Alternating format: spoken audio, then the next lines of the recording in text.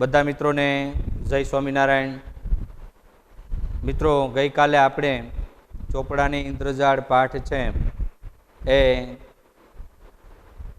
પાઠ લગભગ અંત તરફ હતા, એ બાકી છે।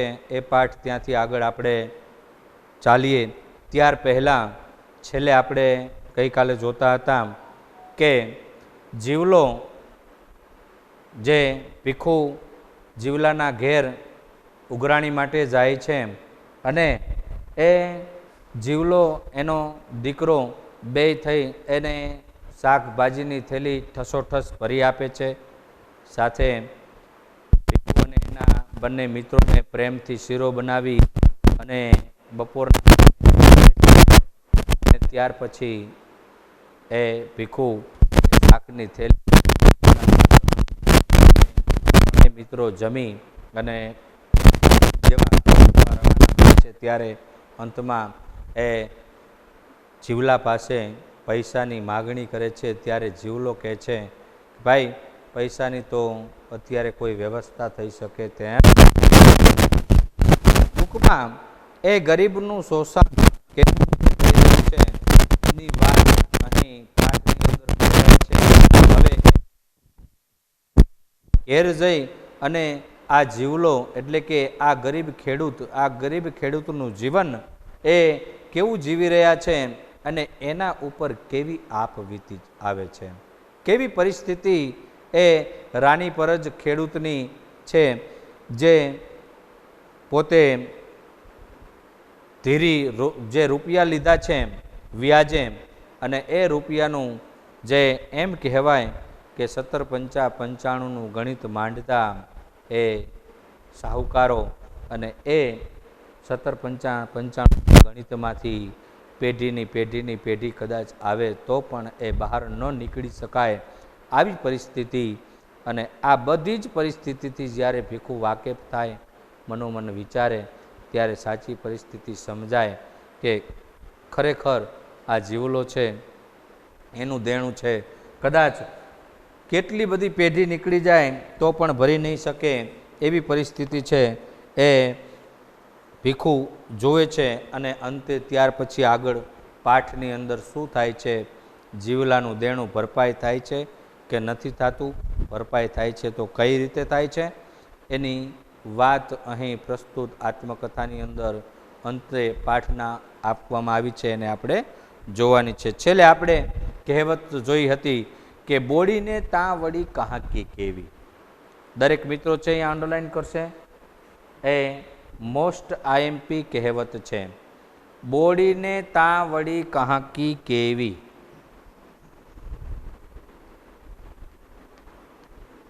બોડીને તાં વળી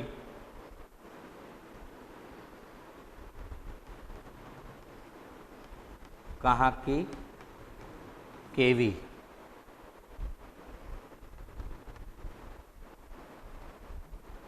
જેવા ગરીબ ઘેર કદાચ 3 ટંકનું ખાવાનું પણ ન મળે તો એ થેલીની અપેક્ષા તો કેવી રીતે રાખી શકાય, એ વાત એ કહેવત કહે છે। અને એના ઉપરથી એમ કહેવાય કે એ કહેવત અત્યંત દરિદ્રતાની વાત કરે છે।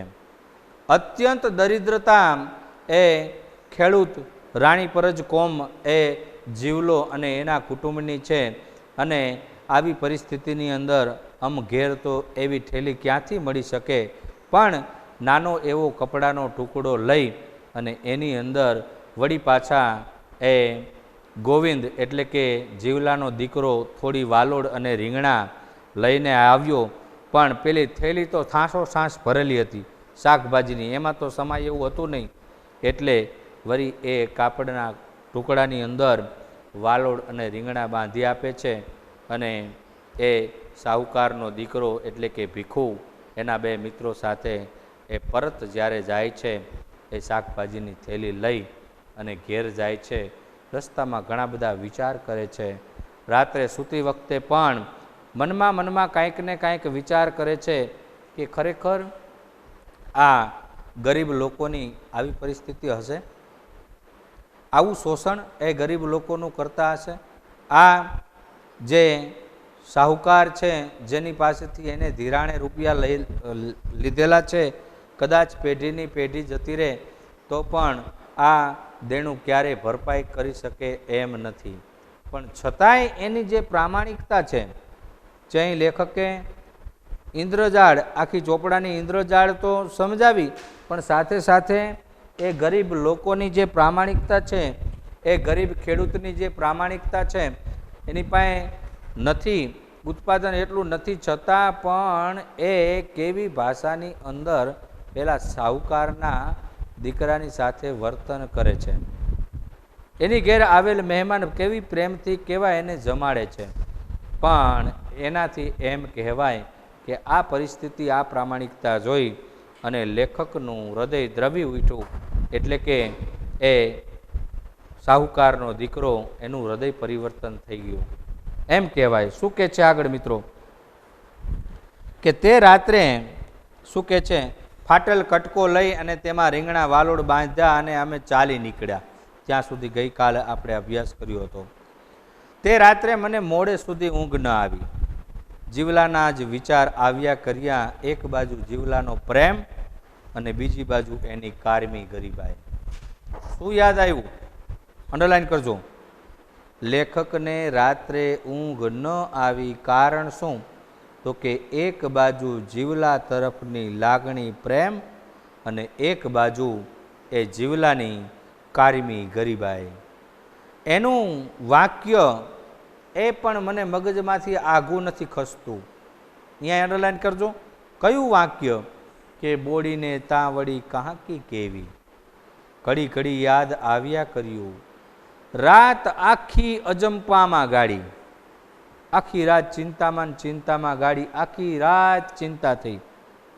હું શોષણખોર છું, હું શોષણખોર છું, હું શોષણ કરનારો છું, હું એ ગરીબ લોકોનું શોષણ કરું છું. કોણ એવું વિચારે છે? કોના મગજમાં એવા વિચાર આવે છે? તો એ ભીખુ લેણદાર છે, એનો દીકરો છે, એના મગજમાં વિચાર આવ્યા. કેમ? તો કે એ ગરીબ ખેડૂતની એને પરિસ્થિતિ નજરો નજર જોઈ, એની નજર સમક્ષ એને એની પરિસ્થિતિ જોઈ, એટલે મિત્રો એને એવા વિચાર આવ્યા. શું કે છે? ઘડી ઘડી યાદ આવ્યા કર્યું, રાત આખી અજંપામાં ગાડી, હું શોષણખોર છું, બોડી જેવી જીવલાની દુર્દશા કરનાર હું જ છું. એને અત્યંત દરિદ્રતા જો હોય, અત્યંત ગરીબી હોય, એને બોડી જેવી દુર્દશા કરનાર જો કોઈ હોય ને તો એ હું છું. મારા લીધે જ એની ગરીબાઈ વધી છે. એ હું છું. પોતાની જાતને ઢંઢોળે છે, પોતાની જાતને પોતાની જાતને તિરસ્કારે છે. કોણ? લેખક. એ લેખકનો દીકરો, એટલે કે એ જે જીવલાને મળવા માટે જાય છે અને એ પરિસ્થિતિ જોવે છે, અને એ ભીખું છે, ઊંઘમાં એ સૂતી વખતે પોતાની જાતને ઢંઢોળે અને કહે છે. એવો ભાવ જાગ્યો. શીરો જમતો હતો ત્યારે જીવલાના પેલા નાગુડિયાને પેટના ખાડા પડેલા નાના છોકરા કેવું ટીકી ટીકીને જોઈ રહ્યા હતા. અર્ધનગ્ન અવસ્થાની અંદર એના દીકરાઓ એને પૂરતા વસ્ત્ર પણ પહેરવા નથી, તો એને 3 ટંકનું ભોજન કેમ પ્રાપ્ત થાય? મિત્રો, આવી ગરીબાઈ છે, આવી કારમી ગરીબાઈનું હૃદય સ્પર્શી આલેખન લેખકે કર્યું છે.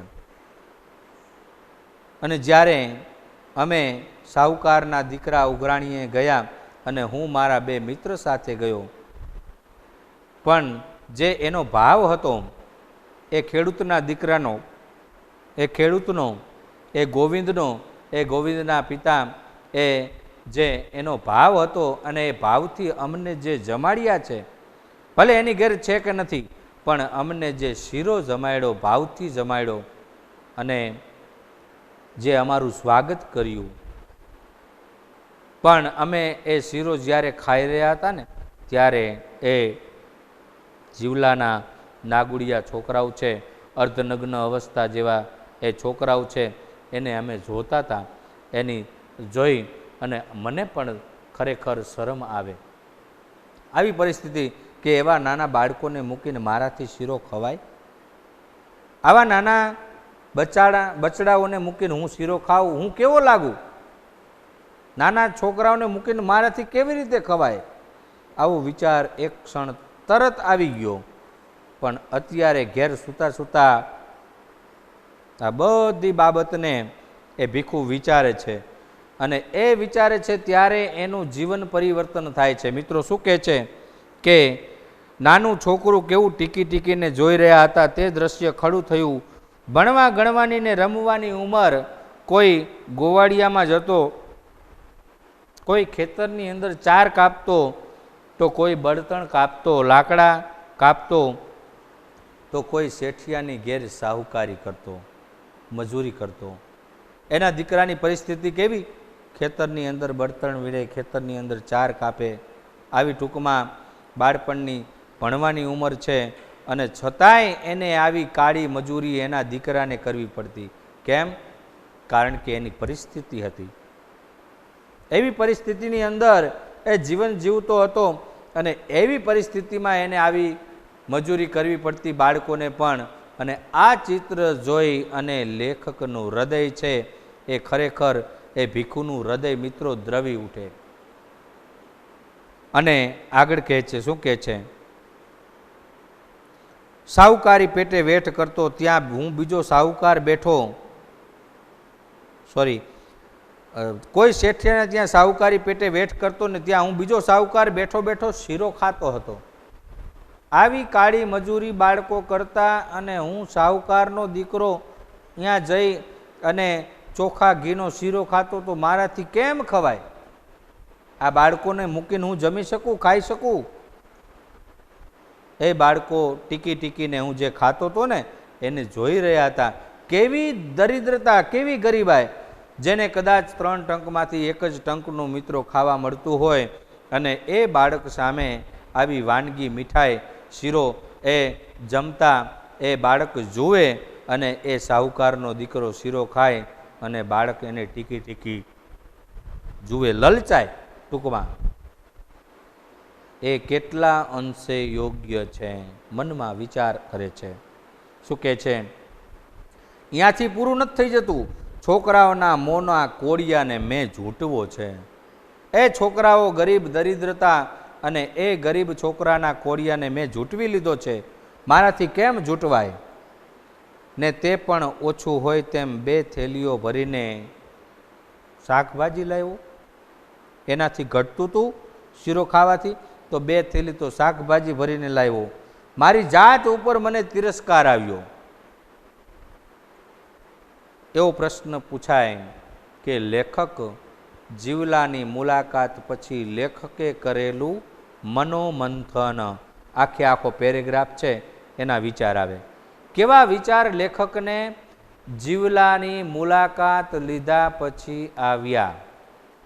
તો આવડે? હા કે ના? સંભળાય છે મારો અવાજ? સરસ. તો એ આખા પેરેગ્રાફમાંથી તમારે મૌલિક જવાબ બનાવવાનો થાય. સવારે બાને પૂછ્યું. હવે આખી બાબત લેખકના મનની અંદર ફિટ થઈ ગઈ કે આવી ગરીબ પ્રજા, એને વધારે ગરીબ બનાવનાર એ સાહુકાર છે. અને 17,5,95નું ગણિત ગણી, વ્યાજનું વ્યાજ ગણી, ચક્રવૃદ્ધિ વ્યાજ. તમે પણ જાણો છો કે વ્યાજ અને મુદલની અંદર વ્યાજ નાખી દેવામાં આવે તો એ વ્યાજ પણ મુદલ બની જાય. દર 6 મહિને એ વ્યાજની ગણતરી કરવામાં આવે તો 6 મહિનાનું વ્યાજ છે એ મુદલમાં ઉમેરાતું જાય, તો વર્ષે છે એ કેટલું મુદલ બને? ખ્યાલ આવે છે? ક્યારેય એ ગરીબ ખેડૂત કે ગરીબ દરિદ્ર લોકો એ વ્યાજખોરી એટલે કે શોષણખોરી કરનાર વ્યક્તિના શોષણમાંથી મુક્ત થઈ શકતા નથી. વ્યાજનું વ્યાજ વધતું જાય છે, અને એ આંકડા છે એ અભણ, અને આવા લોકો જે કહેવાય ગરીબ લોકો, એને આંકડાનું તો ક્યાં જ્ઞાન છે? આવું ગણિત એ સાહુકારો માંડતા જાય, 17 પંચા 95નું ગણિત, અને અંગૂઠે સહી લેતા જાય, એટલે વ્યાજનું વ્યાજ વધતું જાય અને ક્યારે ભેગું ન થાય. આવી મિત્રો પરિસ્થિતિ છે, આવી દરિદ્રતા છે, આવી ગરીબાઈ છે, અને આવી ગરીબાઈની અંદર એ શોષક છે, શોષણખોરો છે, એ ગરીબ લોકોનું શોષણ કરી રહ્યા છે. અને આ બધી જ પરિસ્થિતિ જ્યારે લેખક એકાંતની અંદર સૂતા સૂતા વિચારે છે, અને ખરેખર એમ કહેવાય કે આને વધારે ગરીબ બનાવનાર જો કોઈ હોય ને તો એ હું છું. ટૂંકમાં મારા બાપે એને ધિરાણ પેટે રૂપિયા આપ્યા, મારો બાપ તો આજ જીવતો નથી, પણ વ્યાજનું વ્યાજ કરી, ઉઘરાણી કરી અને વધારે ગરીબ બનાવનાર એ આજે તો હું છું, એમ એ વિચારે. અને ત્યારે એનું લેખકનું હૃદય પરિવર્તન થાય. એ એની બાને પૂછે સવારે ઉઠીને, શું કહે છે કે બા, જીવલાનું દેવું ક્યારે પૂરું થશે? બરાબર સમજો, જીવલાનું દેવું છે એ ક્યારે પૂરું થશે? એ બિચારો તો કેટલો ગરીબ છે, શી રીતે દેવું ભરી શકશે? કારણ કે એને ખરેખરી પરિસ્થિતિ જીવલાની જોઈ. બાએ કહ્યું, ફોગટ થોડું આપે છે? એવું વાક્ય પૂછાય અને કોણ બોલે છે તો તરત ખબર પડવી પડે કે ભીખુની બા આ વાક્ય ઉચ્ચારે છે. અંડરલાઈન કરજો. ભીખુની બા કહે છે કે ફોગટ થોડું આપે છે. ફોગટ એટલે મફતનું, એમ મફતનું થોડું આપે છે. મૂળાના પતિકા જેવા રોકડા કાઢીને આપ્યા હતા. કેવા? મૂળાના પતિકા જેવા રૂપિયા રોકડા કાઢીને આપ્યા છે. બાએ કહ્યું, મૂળાના પતિકા જેવા, મૂળાના પતિકા જેવા, અહીં રોકડા રૂપિયા,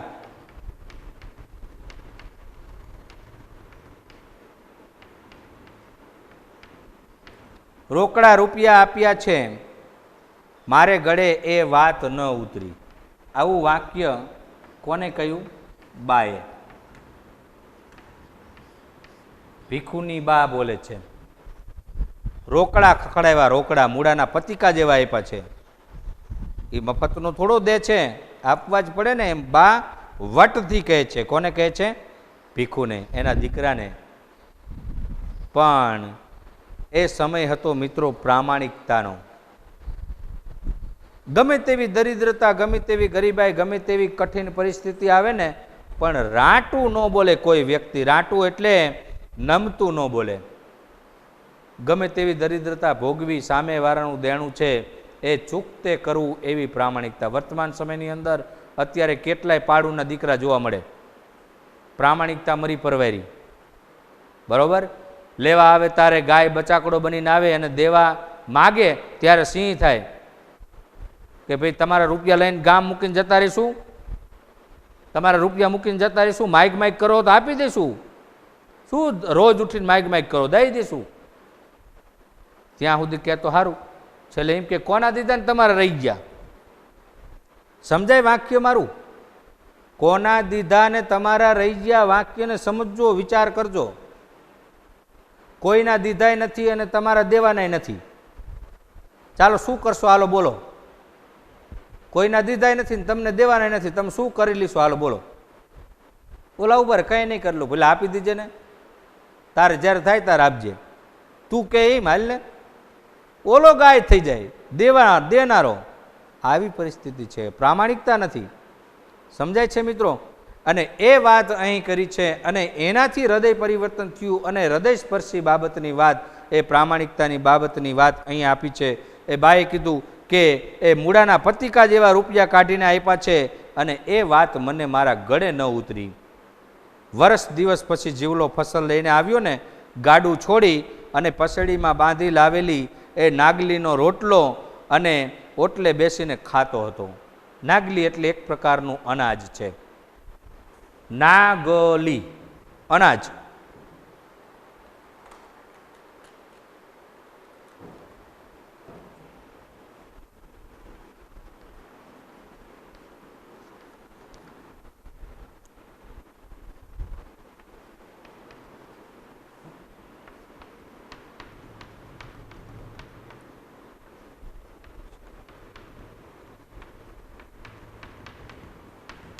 રોટલો બનાવી શકાય, નાગલીનો રોટલો, અને એ ઓટલે ખવડાવે. મેં આગળ વાત કરીને કે જે સાહુકારના દીકરાને ગરીબ દરિદ્રતા, જેની ઘેર કશું નથી છતાં પણ એને જો શીરો બનાવીને ખવડાવવામાં આવે, જ્યારે આની પાસે છે છતાં પણ ઓટલે બેહાડી અને એ નાગલીનો રોટલો અને ઓટલે બેસીને ખાતો. બાએ અથાણુંને થોડી દાળ આપ્યા, એને ઘેર મને શીરો જમાડવાનો હક, જ્યારે મારે ઘેર એ પોતાનું ખાવાનું ઓટલે બેસીને ઓશિયાળાની જેમ ખાય. બે વચ્ચેના તફાવતની વાત કરી છે. આજ એના ઘેર મારું સ્વાગત આટલું એને કર્યું, તો મારા ઘેર એનું સ્વાગત કેમ નહીં? એ દરિદ્ર છે, ગરીબ છે, એટલે એ બે વચ્ચે તફાવત કેમ? એટલે જ્યારે મારે ઘેરે પોતાનું ખાવાનું ઓટલે બેસીને ઓશિયાળાની જેમ ખાય, એ વિરોધાભાસ મને ખૂંચ્યો. લેખકને કયો વિરોધાભાસ ગમ્યો નહીં, અથવા તો કયો વિરોધાભાસ ખૂંચ્યો, અથવા તો શોષણખોર બે વચ્ચે તફાવત શું છે? જીવલો એ પોતાને ઘેર એ ભીખુને કેવી રીતે જમાડે છે, અને ભીખુના ઘેર જીવલાની પરિસ્થિતિ કેવી છે, એ બે વચ્ચેનો તફાવત, એ પ્રશ્ન બે ગુણની અંદર પૂછાઈ શકે તો તમારે મૌલિકતા સાથે લખી શકાય. શું કહે છે? ત્યારે હું 10મા ધોરણની અંદર ભણું, બા પૈસા માટે તકાદો કરતી હતી, જીવલો એનું દુઃખ રડતો હતો. બા પૈસા માટે ગમે તે કર, જીવલા તું પૈસા આપ, પણ એ જીવલો તો એનું દુઃખ રડે. આવી પરિસ્થિતિ. અને ત્યારે મારી ઉંમર લગભગ 15-16 વર્ષની. કોની? ભીખુની. કયા ધોરણમાં ભણતો? 10મામાં. તમારી જેવડો હતો. બા ગઈ એટલે મેં જીવલાને પૂછ્યું, બાપુજીએ તને કેટલા રૂપિયા ધીર્યા હતા? આખા પાઠનો સારાંશ છે. આખા પાઠના અંત તરફ જઈએ છીએ, સારાંશ છે. બા નહોતી ને ત્યારે જીવલાને પૂછ્યું કે બાપુજીએ તને કેટલા રૂપિયા આપ્યા હતા? એમ જીવલાએ અતિશયોક્તિ વિના બધી વાત કરી. બધી જે બાબત હતી, જેટલા રૂપિયા લીધા હતા એ બધી બાબતની વાત કરી. ખેતર વેચાતું લેવા તેણે બાપુ પાસેથી રૂપિયા 300 વ્યાજે લીધેલા. અંડરલાઈન કરજો. ખેતર વેચાતું લેવા માટે ભીખુના બાપુજી પાસેથી રૂપિયા 300 વ્યાજે લીધેલા. કેટલા રૂપિયા? 300 રૂપિયા. અને એ 300માંથી કેટલા થાય છે? 2-3 વર્ષમાં પૈસા વસૂલ કરશે એવી એમને શ્રદ્ધા, કે 2-3 વર્ષમાં પૈસા છે ભરપાઈ થઈ જશે. પણ વર્ષ એક પછી એક ખરાબ આવ્યા. એક પછી એક વર્ષ ખરાબ આવ્યા, જે વર્તમાન પરિસ્થિતિ પણ તમે નિહાળી શકો છો. મારી સામે લગભગ 80% બાળકો છે એ ખેડૂતના દીકરાઓ છે. ખ્યાલ આવે છે? અતિ વરસાદ થાય જેના કારણે વર્ષ છે એ 20%, 30%, 40%, 50%, તો વળી ક્યાંક 100% ફેલ જ્યા. પરિસ્થિતિ એવી આવી તો સામેનું વ્યાજ કે રૂપિયા મૂડી કેમ ભરપાઈ થઈ શકે? શું કહે છે? એ 300 વ્યાજે લીધેલા એ 3 વર્ષમાં પૂરા થઈ જશે એવી શ્રદ્ધા, પણ ભરપાઈ ન થઈ. અને શું આવ્યું કે રોકડ બહુ નહોતો આપી શકતો, પણ મેં ચોપડામાં જોયું ને તો વ્યાજનું વ્યાજ ચઢીને 1500 લેણા નીકળતા હતા. 300 રૂપિયા વ્યાજે લીધા હતા, એ 300 રૂપિયાના વ્યાજનું વ્યાજ થઈને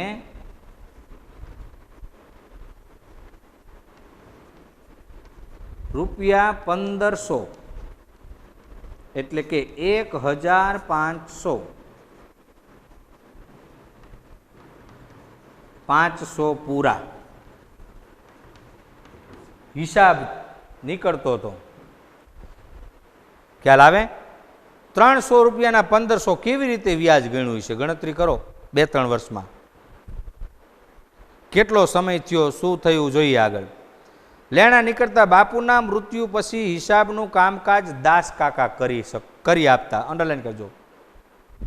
નાણાં ખાતું દાસ કાકા પાસે, દાસ કાકા છે પાડોશી, દાસ કાકાએ હિસાબ કરતા. અંડરલાઈન કરજો.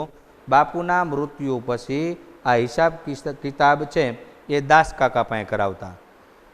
3 વર્ષ પછી નવું ખાતું પાડવાનું હતું. આજે એના પર અંગૂઠો પાડવા જીવલો આવ્યો હતો.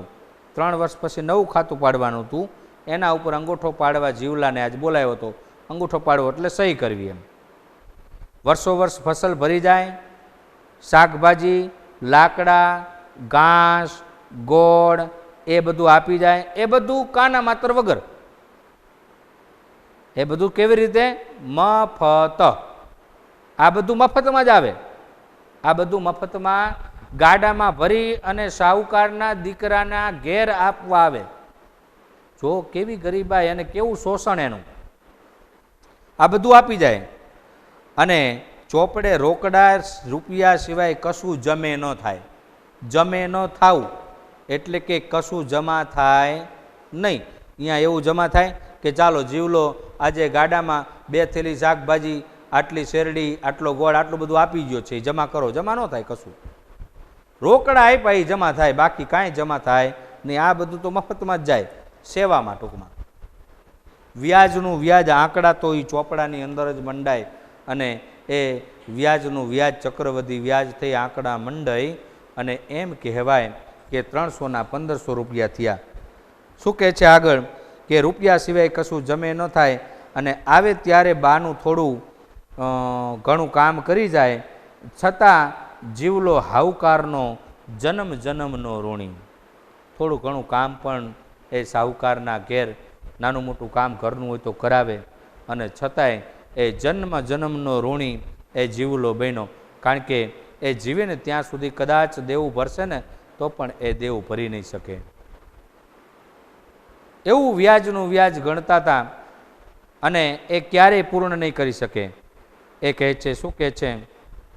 પૈસા ખોટા કરવાની જરાય દાનત નહીં, પણ તારા પૈસા હે ને દૂધે ધોઈને હાલવાના હો. તારા પૈસા બધા દૂધે ધોઈને હાલવાના. પૈસા એટલે પૈસા, દૂધે ધોઈને આપવા એટલે સાચે સાચા જે પ્રમાણે હિસાબ થાય છે એ કમ્પ્લીટ તારા પૈસા કમ્પ્લીટ ચૂકતે કરીશ.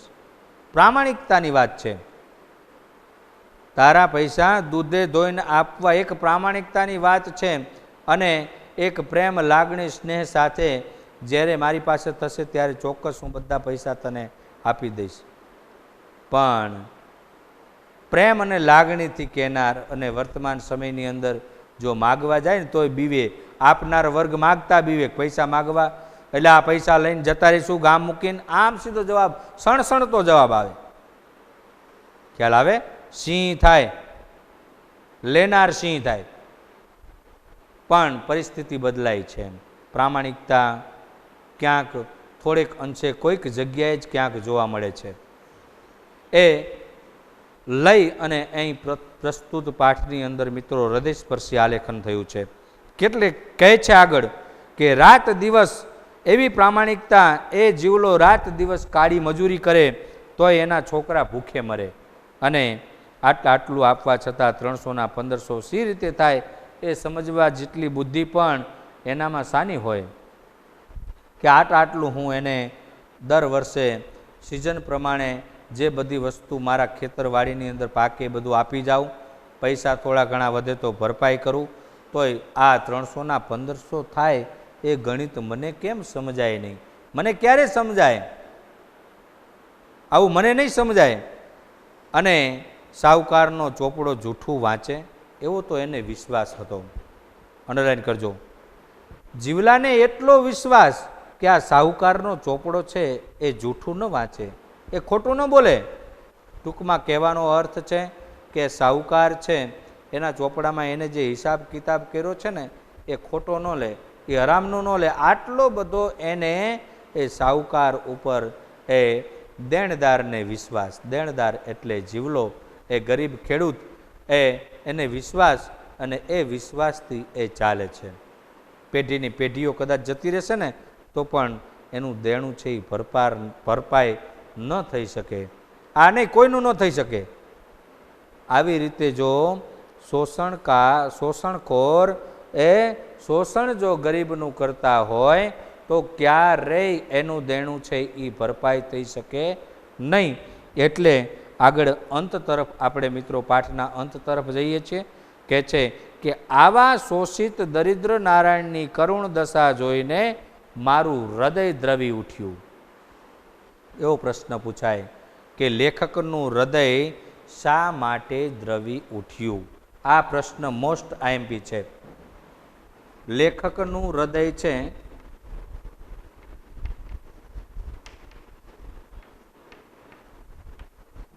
શા માટે દ્રવી ઉઠ્યું? કેમ દ્રવી ઉઠ્યું? એનું હૃદય પરિવર્તન કેમ થયું? એને કેમ સાચી પરિસ્થિતિ સમજાય? કારણ કે એને એનો અનુભવ કર્યો. એ આગળના પેરેગ્રાફમાં આપણે જોયો કે આખો અનુભવ કેવી રીતે કર્યો, એની મુલાકાત લઈ અને એ અનુભવ કર્યો ને ત્યારે ખરેખર એનું હૃદય છે એ દ્રવી ઉઠે છે. અને મુદલ કરતાં તો કેટલું વધારે એ બચાકડો આપી ચૂક્યો છે. મુદલ જે હતું ને 300 રૂપિયા, એની કરતાં તો કેટલું બધું વધારે એને આપી દીધું છે. પણ છતાંય આજ ચોપડામાં હજી કેટલું બોલે છે? 1500 રૂપિયા. અને વળી અંગૂઠો મારીને હવે હિસાબ એ વ્યાજનું વ્યાજ ચડશે પાછું. એ સાહુકારના રાતા ચોપડામાં દેવું 5 ગણું બોલતું હતું. અંડરલાઈન કરજો, અંડરલાઈન કરશે. મુદલ કરતા તો કેટલુંય વધારે એ આપી ચૂક્યો છે, ચૂક્યો હતો. છતાં સાહુકારના રાતા ચોપડામાં દેવું 5 ગણું બોલતું હતું. ત્યાં સુધી 300 ગુણ્યા 5 એટલે 1500 રૂપિયા થાય. 5 ગણું દેણું હજી બોલતું હતું. અને આજે દાસ કાકા ફરી હિસાબ કરશે. આજે હિસાબ કરવાનો હતો. હિસાબ કરવા માટે હિસાબ કરી લખી અને જીવલો તો અભણ, ગરીબ, એને અંગૂઠો મારવાનો. અંગૂઠો મારી જીવલાને તો પૂરો એ સાહુકારના ચોપડા ઉપર વિશ્વાસ. એનો ચોપડો તો ખોટું આંકે નહીં. એ 1500ના કેટલા થાય છે શું ખબર હોવું? સમજાય છે પરિસ્થિતિ? એ દાસ કાકા ફરી હિસાબ કરશે ત્યારે તો એ ક્યાંય વધીને ઊભું રહેશે. જીવલો તો શું, એની 7 પેઢી પણ દેવું એનું ન ચૂકવી શકે. અને એવી આ ચોપડાની ઇન્દ્રજાળ છે. આખા પાઠનું શીર્ષક છે કે ચોપડાની ઇન્દ્રજાળ એટલે શું? આ ચોપડાની એવી માયાજાળ છે. આ ચોપડાનું એવું ગણિત છે. આ ચોપડો એવું શોષણ એ દરિદ્રતાનું કરી રહ્યો છે. આ ચોપડાની અંદર એવો 5 ગણો હિસાબ છે. આ ચોપડાની અંદર એવી ઇન્દ્રજાળ છે જે લેખક જોઈ અને એનું હૃદય પણ ખરેખર દ્રવી ઉઠ્યું. અને કહે છે મિત્રો કે એ ઇન્દ્રજાળ હતી, મારું હૃદય રડી ઉઠ્યું. હું ગાંધીવાદી જીવન જીવું છું એવા મારા ખ્યાલો માત્ર દંભ લાગ્યા. અને મને અને બા હજી તો હા હા કરે કે ન કરે એ પહેલાં તો મેં જીવલાના દેખતા જોજો શું કરે છે. બાને પૂછું, બા હા પાડે ના પાડે, શું કે શું ન કે. એ પહેલાં તો જીવલાના દેખતા જ ગરીબોનું લોહી ચૂસી, અંડરલાઈન કરજો, ગરીબોનું લોહી ચૂસી, અંડરલાઈન કરજો, છેક પાઠ પૂરો થઈ જાય ત્યાં સુધી. અત્યારે જ્યાંથી કહું છું ત્યાંથી કે ગરીબોનું લોહી ચૂસી અને રક્તવર્ણા બનેલા, ગરીબોનું લોહી ચૂસતા રક્તવર્ણા બનેલા એ ચોપડાના પાના. સાહુકારનો ચોપડો વ્યાજનું વ્યાજ કરતો, આંકડા માંડતો, એ ચોપડાના પાના કેવા કયા છે? લેખકે રક્તવર્ણા. અને એ સાહુકારી ચોપડાના બધા જ પાના છે એ ચીરી નાખે છે, ફાડી નાખે છે.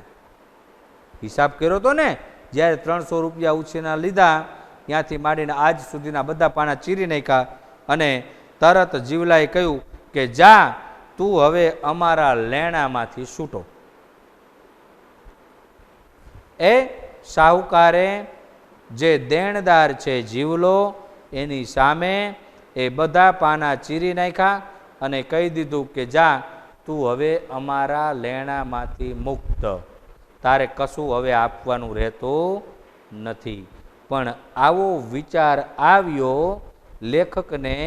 એની પાછળનું મિત્રો કારણ શું?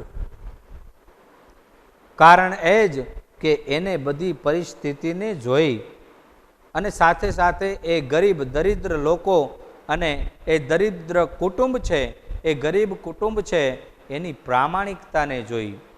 એની પાસે કશું નથી છતાં પણ એને મફતમાં સાહુકારના દીકરાને શાકની થેલીએ થેલ્યું અને ગાડું ભરી અને અનાજ જે કંઈ ખેતરની અંદર પાકતું એ સમયાંતરે એ ઋતુ પ્રમાણે એની ઘેર આપી જતો. ચોપડામાં ક્યાંય મંડાતું નહીં. એ તો મફતમાં જ આપી જતો.